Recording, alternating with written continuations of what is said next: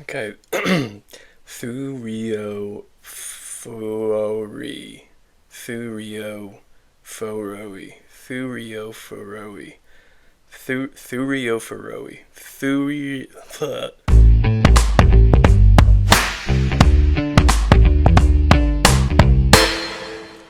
Hey everybody, it's Dan.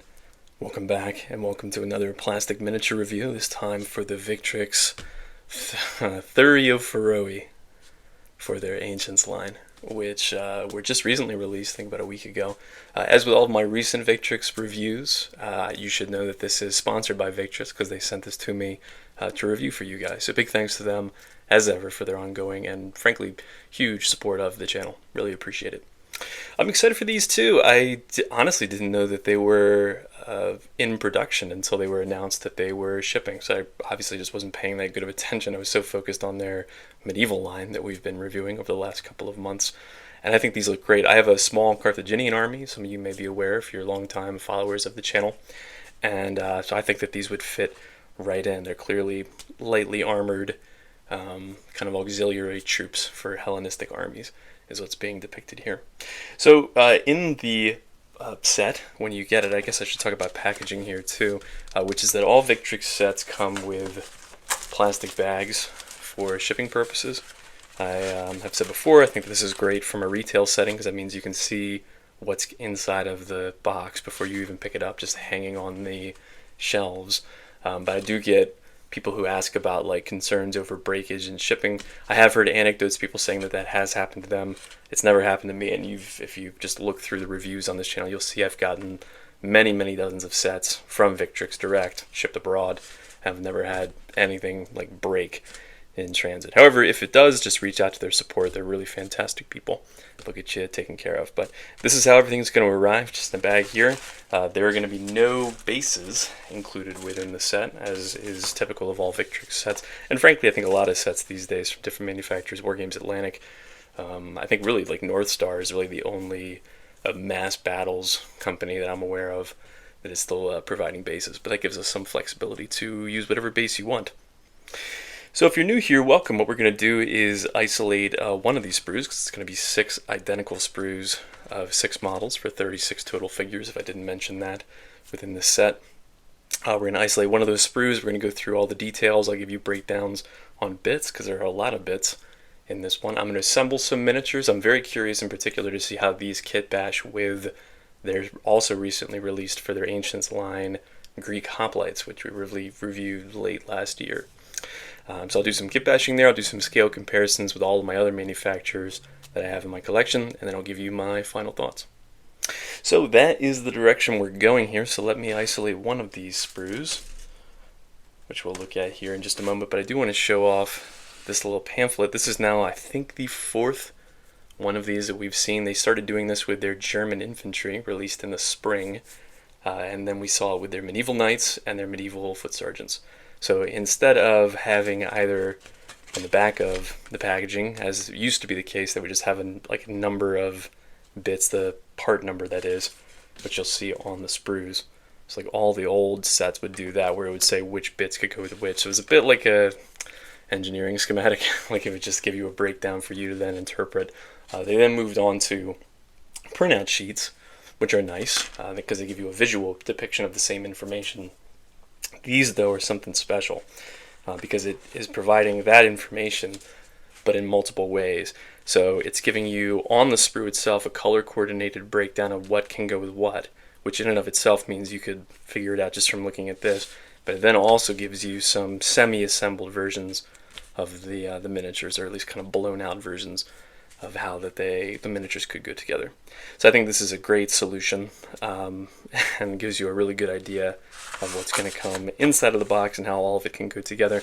As with the medieval sergeants and the medieval foot knights, you should note, I can tell just from looking at this that a lot of these bits can be mixed and matched beyond what is suggested here, and it even says down here most arms will work on most figures. So they're giving recommendations on what can go where. But again, you can see from the contact point on the arms, and I'll do a little bit of this in the build step, that they're all basically the same sleeve, just maybe in slightly different angles. So the same proportion of arm is going to be on most of these bits. So that is to say they could be mixed and matched, I think, pretty well. So we'll take a look at that in a little bit. But in the meantime, let's take a look at one of these sprues here. So I'll give you a shot of the front and the back of the sprue. I'll move as slowly as I can here, just so that it's not blurry as I move along. I did actually just change the setting on my phone. Somebody had pointed out that it had been maxed out at 1080p. So now I'm filming in 4K, but it makes it more prone to blurring, I've found. So I gotta be careful with that, but I do think the overall quality is better. Speaking of quality, the frame looks fantastic. We're used to that from Victrix now, though, that all of the miniatures they produce have a very high production quality, not just in terms of like crispness of detail, but also the sprues themselves really have minimal flash. Like here's the side of the figure here, where you would expect mold lines to be.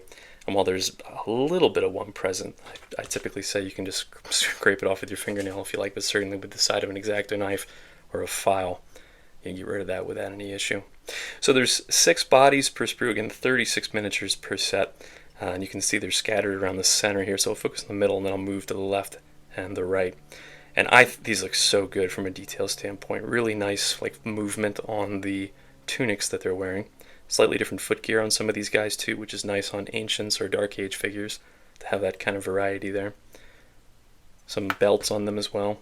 And you can see 2 of the figures have these detached legs, which we also have now seen on at least the Foot Sergeant's set, that they've started to use this mechanic where it allows for a really dynamic like running pose, as appears to be the case with this guy, or an option like this one looks like he can either be running, it looks like maybe that's the running leg, or he can be in sort of a defending pose if you use the other leg. So it gives you some more modularity in terms of how these miniatures can be used. And then some other poses, one over here and then one over here.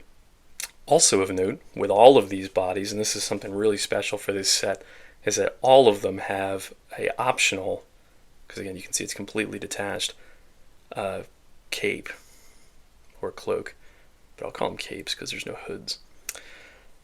And that's really, really cool. I'm curious to see how they go together, because that's going to be the most important bit, is how do they look all assembled. But knowing Victrix as I do, I think they're going to go together pretty well. So it's really cool that they've included this, and that I think gives this set even more flexibility beyond what it's advertised as. So certainly you could use these as Thureophoroi, or I was thinking like Dark Age Welsh. I think these would work pretty well for that. I could see these as unarmored hoplites. I'll mock a couple of those up too, using those Greek mercenary hoplite bits to see what we can accomplish here. But I think that those capes are a really special addition, and you can see they're all completely different, kind of like moving in different directions here. Sort of like an enhanced version of what we saw with the Greek cavalry set that we had reviewed last year. The capes were all one piece. These, though, it looks like they've gone with a detached system here, which I imagine gives you better control over how the cape's going to flow once you like drape it over the model. So it'd be cool to see those all put together. Let's talk about heads now. So there are 14 heads. Some are at the top and then some are at the bottom of the sprue. If you watch the channel a lot, you'll know I normally like to categorize heads, but it's a really good mix of like Macedonian and Greek helmet types.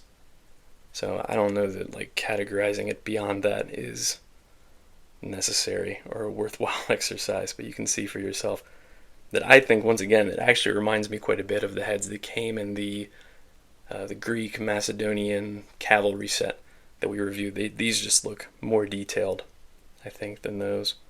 So I also think that if you had some of those Greeks, or you picked up some cavalry at the same time, you could mix and match some bits in order to make, add some more variety to those miniatures. Note too, you might have spotted that there are some tassels here and then down here as well. So there's 6 crests or tassels that are optional attachments for some of these helms, like this one here.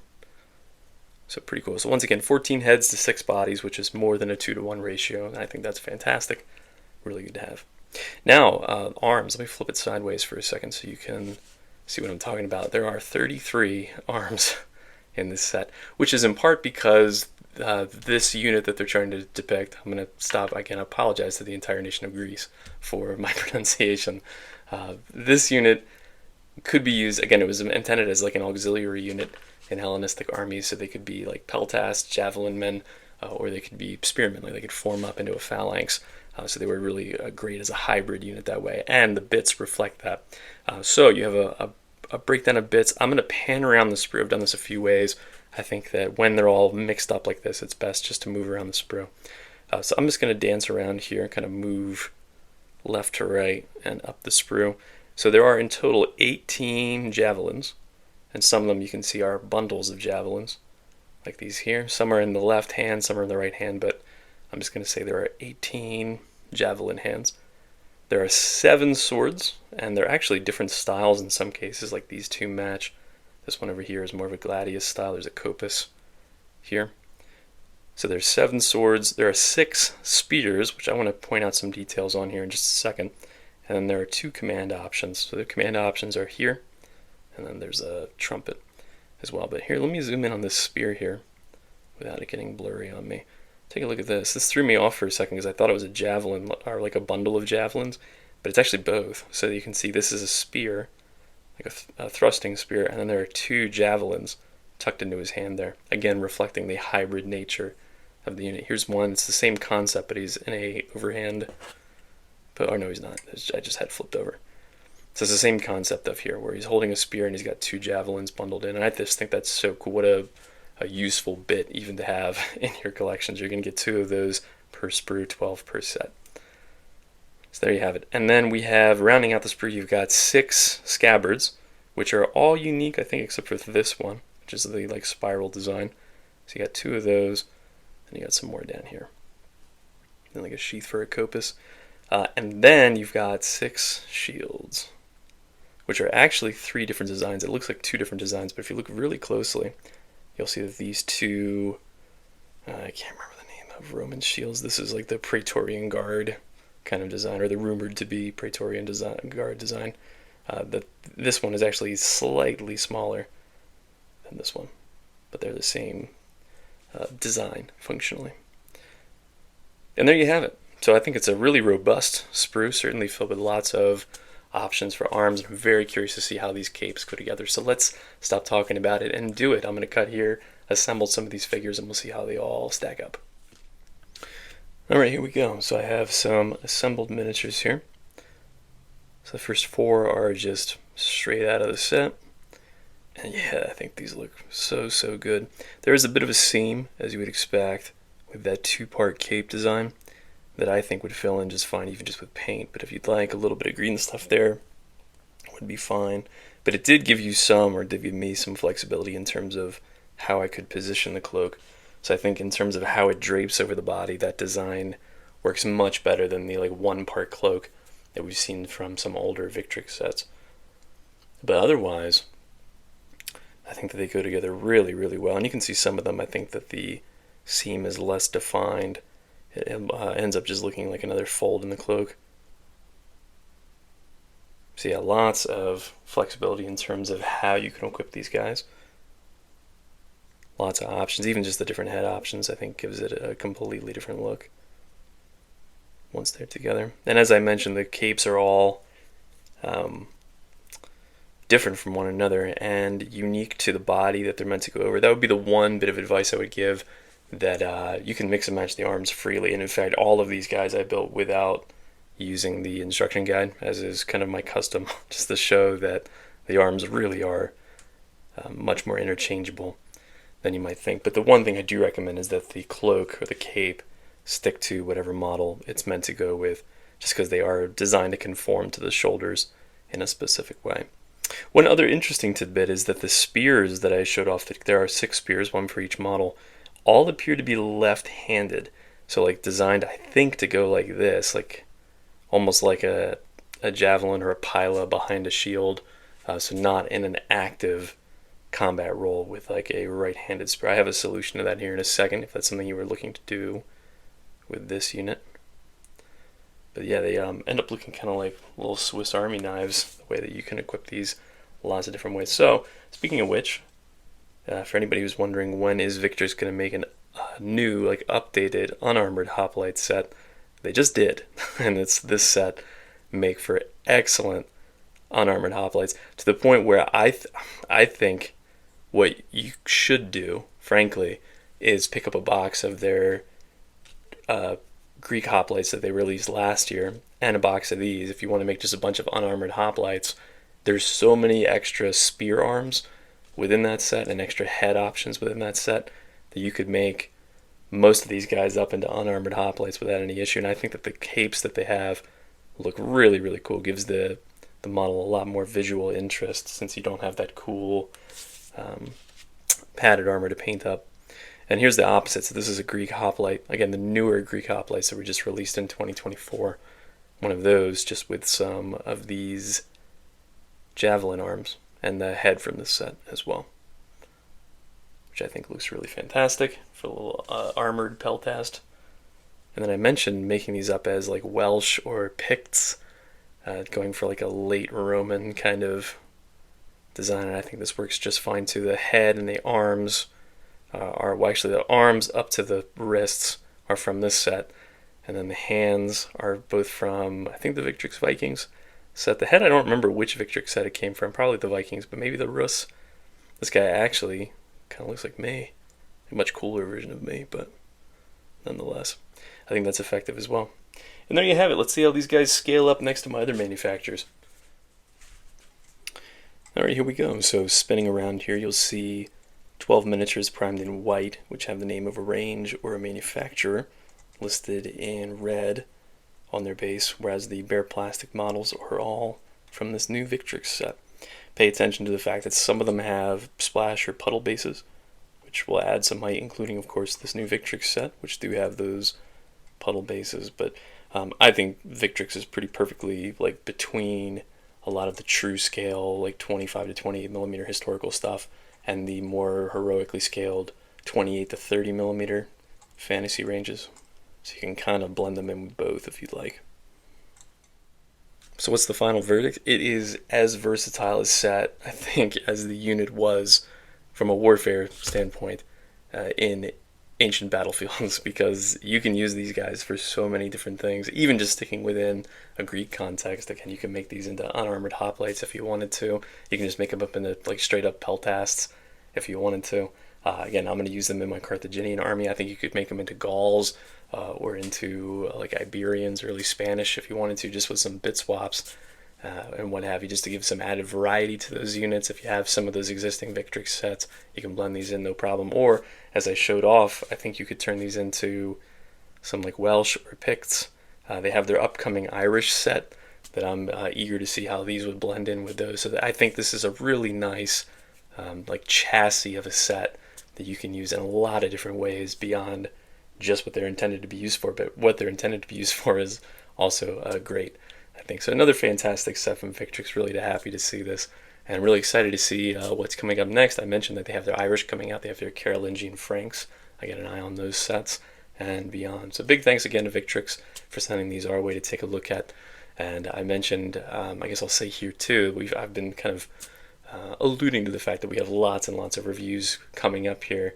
And part of that is because Victrix was also so generous as to send me their entire late Roman range. So we have 6 sets to review from their late Roman range. So if you're watching these in real time, look out for that probably over the course of the next like week and a half or so. I'll keep up this kind of aggressive pace, and we'll see how many of these we can get through as quickly as we can. So appreciate you all dropping by for this one in the meantime, and until next time, happy gaming.